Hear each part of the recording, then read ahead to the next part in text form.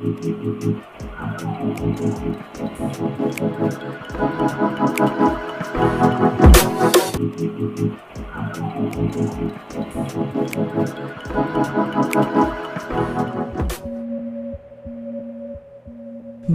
virus corona menyerang tubuh kita?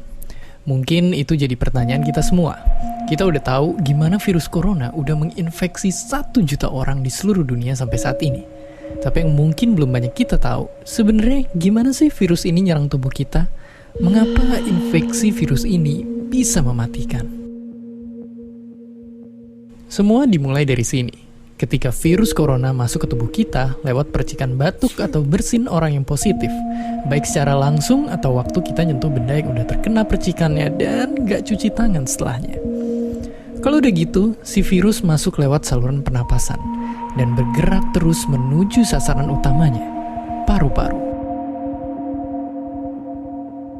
Disinilah virus yang punya 3 bagian utama ini mulai bekerja.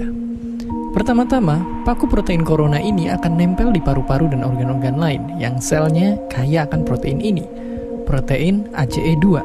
Kalau tubuh kita ibarat rumah dan virus corona itu perampok, ACE2 itu ibarat gagang pintu rumah kita. Begitu udah nempel, perlahan tapi pasti virus ini akan ngedorong masuk ke dalam sel kita. Dan begitu berhasil masuk, barulah aksi sebenarnya dimulai. Di fase ini, tubuh virus corona akan membuka dan sang hacker pun terbebas. Dia akan ngehack inti sel sehat untuk nipu sistem imun tubuh kita biar nggak nyerang virusnya. Dan sekaligus ngebuat inti sel jadi memproduksi cikal bakal virus corona baru. Sel yang udah terinfeksi dan dihack ini selanjutnya akan terprogram untuk bunuh diri dan melepaskan jutaan virus corona yang siap nginfeksi dan ngehack sel-sel sehat lainnya. Ya, awalnya mungkin kita cuma kemasukan virus corona yang jumlahnya dikit, tapi dalam hitungan hari aja udah akan ada jutaan sampai miliaran virus corona baru, bikin paru-paru kita dipenuhi oleh mereka. Tapi ternyata, mimpi buruknya ada setelah ini. Ya, ketika virusnya udah menuhin paru-paru kita, sistem imun kita bakalan ngerespon ibarat polisi dan tentara yang meluncur ke tempat kejadian perkara. Tapi inilah yang bikin ngeri. Di sini, virus corona jadi penipu ulung yang bisa ngakalin sistem imun kita. Mereka bikin sistem imun nyerang membabi buta termasuk nyerang sel-sel sehat kita. Mereka jadi nggak tahu mana kawan, mana lawan, dan perlahan-lahan jadi senjata makan tuan. Buat sebagian besar kasus, kejadian ini emang nggak berlangsung lama. Karena kalau sistem imun kita kuat, mereka pun akan bisa menang dari segala taktik virus corona. Tapi terkadang tubuh kita sedang lemah, dan kalau udah gitu efeknya bisa parah. Kita bisa kena radang paru-paru akibat sel sehat di sini yang udah nggak bisa nahan bakteri pneumonia. Malahan buat kasus yang kritis, bakteri ini nggak berhenti di sana. Mereka bisa masuk ke aliran darah dan akhirnya nyerang seluruh tubuh. Kalau udah begini, bernapas saja bakalan susah banget, dan hidup kita ada di tahapan yang sangat kritis.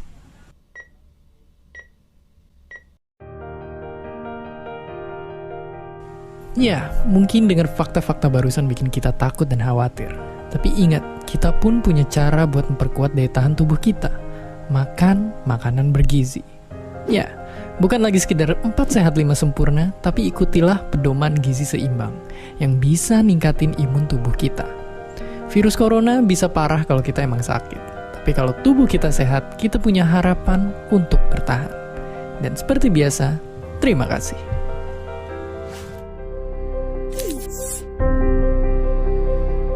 Hai BNI, hai Movers, bagaimana kabar kalian? Semoga selalu dalam keadaan prima dan jauh dari ancaman virus, serta penyakit apapun ya. Mengingat saat ini sedang marak tentang mewabahnya virus novel corona, maka video kali ini juga akan memberikan edukasi mengenai pencegahan penyebaran virus novel corona. Selain influenza, awal tahun 2020 ini juga diramaikan dengan adanya penyebaran virus novel corona atau COVID-19. Kementerian Kesehatan Republik Indonesia melalui Surat Edaran Nomor SR 0202-270-220-2020 telah mengeluarkan pedoman kesiapsiagaan menghadapi infeksi virus novel corona. Sebelum sampai ke pencegahan, Ada baiknya bila kita mengenal terlebih dahulu apa sesungguhnya virus novel corona itu. Virus corona merupakan keluarga besar virus yang menyebabkan infeksi saluran pernapasan atas ringan hingga sedang, seperti penyakit flu.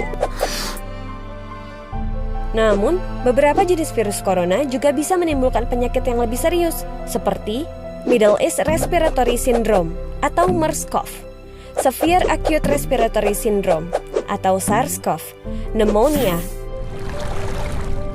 dan coronavirus disease atau COVID-19. Virus novel corona menyebabkan wabah pneumonia di kota Wuhan, Tiongkok pada Desember 2019 dan menyebar ke negara lainnya hingga kini. Penyebab infeksi virus corona tersebut antara lain percikan air liur pengidap bisa dari batuk dan bersin, menyentuh tangan atau wajah orang yang terinfeksi, menyentuh mata, hidung, atau mulut setelah memegang barang yang terkena percikan air liur pengidap virus corona, tinja atau feses. Namun, ini jarang terjadi. Masa inkubasi virus corona ini belum diketahui secara pasti. Namun, rata-rata gejala timbul setelah 2-14 hari setelah virus pertama masuk ke dalam tubuh. Metode transmisi virus corona juga belum diketahui dengan pasti. Awalnya, virus corona yang sedang mewabah ini diduga bersumber dari hewan, termasuk unta, unggas, dan kelelawar. Sebenarnya, virus ini jarang sekali berevolusi dan menginfeksi manusia hingga menyebar ke individu lainnya. Namun, kasus di Tiongkok kini menjadi bukti nyata bahwa virus ini bisa menyebar dari hewan ke manusia. Bahkan, kini penularannya bisa dari manusia ke manusia.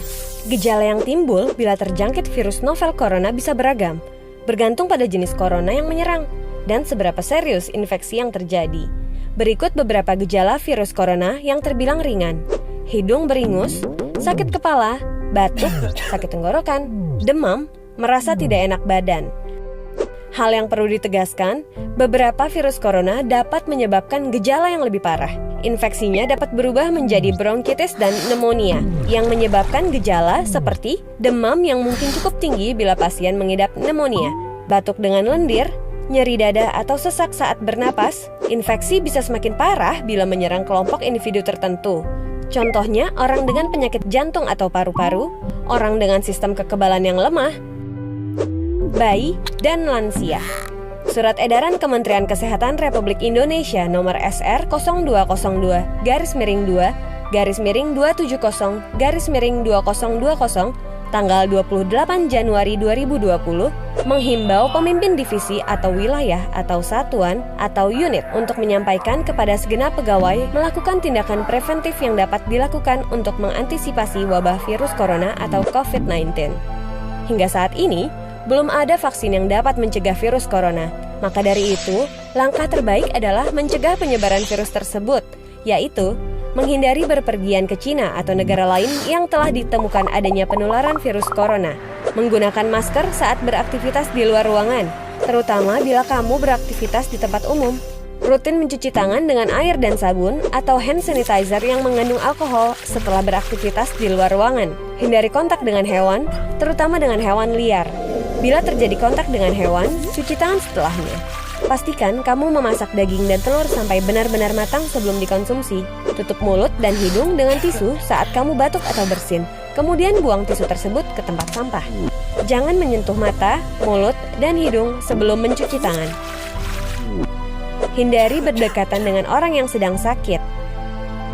Jaga kebersihan benda yang sering disentuh dan kebersihan lingkungan.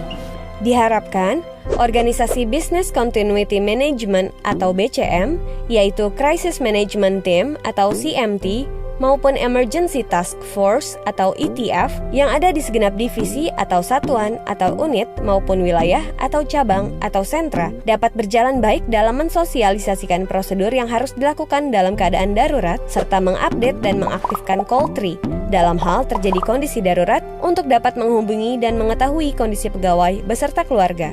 Begitulah informasi seputar virus corona yang harus kamu ketahui. Semoga kita terhindar dari virus ini dan segala penyakit lainnya ya.